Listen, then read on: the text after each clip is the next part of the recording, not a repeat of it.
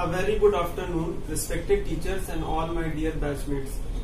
Myself Mohammad Shahnawaz Ahmed. I am pursuing B.Pharm from Hygieia Institute of Pharmaceutical Education and Research. Today, I present before you to give a presentation on the topic thyroid gland. So, let us move to our topic thyroid gland. Thyroid gland. First of all, I want to discuss the definition of thyroid gland. It is composed of right and left lateral lobes, one on either side of the trachea, that are connected by isthmus anterior to the trachea. It is butterfly shaped and located just inferior to the larynx. अगर thyroid gland के diagram को देखें तो ये दो lobes होती हैं इसमें, जो कि कनेक्ट होती हैं एक टिश्यू से जिसको isthmus कहते हैं. Most of the thyroid gland consists of microscopic spherical sac which is known as thyroid follicles. Outside of the thyroid follicles, another cell lies which is known as parafollicular cells or C cells.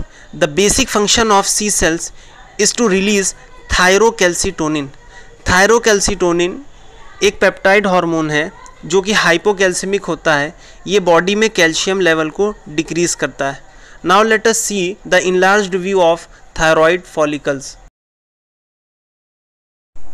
अगर thyroid follicles का enlarged view देखें तो इनकी lining में cuboidal epithelium present होते हैं और जो इनके बीच में स्पेस होता है उसमें बहुत सारे ग्लाइकोप्रोटीन प्रेजेंट होते हैं which is also known as thyroglobulin. Thyroglobulin mainly consists of tyrosine residue which are generally made up of amino acids.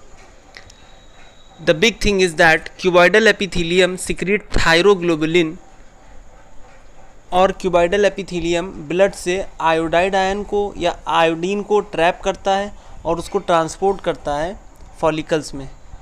जो फॉलिकुलर सेल्स होते हैं वो दो हार्मोन प्रोड्यूस करते हैं. T3 which is also known as triiodothyronine. It consists of 3 atoms of iodine, and T4 which is also known as tetraiodothyronine. It consists of 4 atoms of iodine. Both T3 and T4 hormones are lipid soluble. Now let us see the formation, storage and release of thyroid hormone.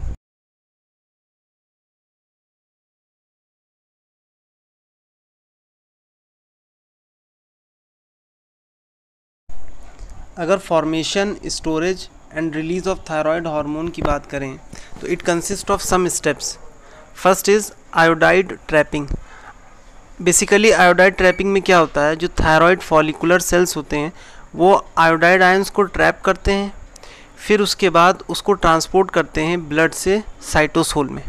फिर second आता है synthesis of thyroglobulin. इसमें क्या होता है, follicular sales thyroglobulin को synthesise करके produced होते हैं रफ एंडोप्लाज्मिक रेटिकुलम में.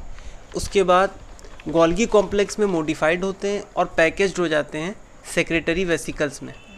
उसके बाद वेसिकल्स में जाने के बाद they undergo exocytosis which release thyroglobulin into the lumen of follicle. फिर the third step is oxidation of iodide.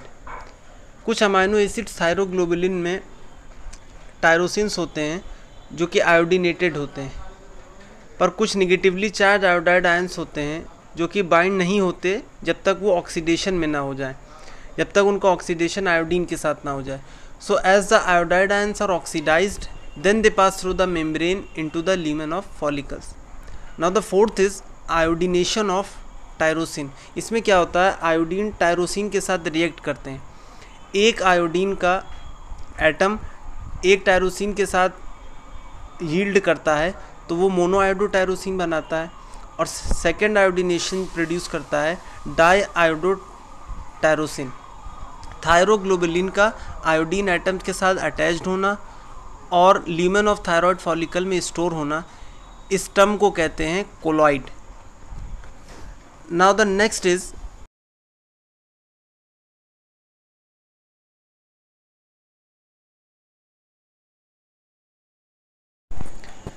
The fifth is coupling of T1 and T2. इसमें क्या होता है, दो T2 मॉलिक्यूल्स ज्वाइन करते हैं और T4 मॉलिक्यूल बनाते हैं, और एक T1 और एक T2 मॉलिक्यूल ज्वाइन कर कर एक T3 मॉलिक्यूल बनाते हैं. Now the 6th is pinocytosis and digestion of colloid. Pinocytosis is mainly, इसमें क्या होता है कि सेलुलर ड्रिंकिंग होती है, means intake of liquid particles. और फेगोसाइटोसिस में क्या होता है, सेलुलर ईटिंग होती है, means intake of solid particle.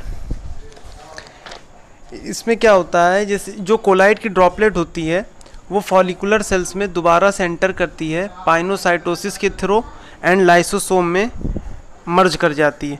तो जो लाइसोसोम के डाइजेस्टिव एंजाइम होते हैं वो ब्रेक हो जाते हैं और T3 एंड T4 को दोनों को आपस में क्लीवेज कर देते हैं, दोनों का मीन्स दोनों को अलग अलग कर देते हैं.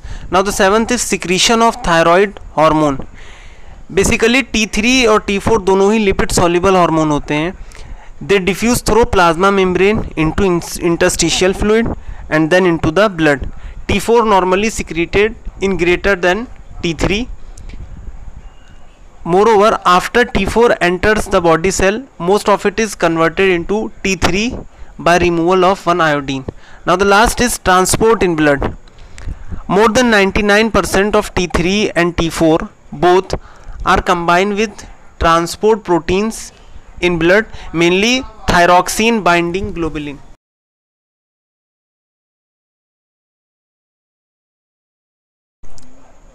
Now let us discuss regulation of the secretion of thyroid hormone. Regulation के लिए जो हाइपोथैलेमस होता है ये TRH रिलीज़ करता है. TRH is thyroid releasing hormone.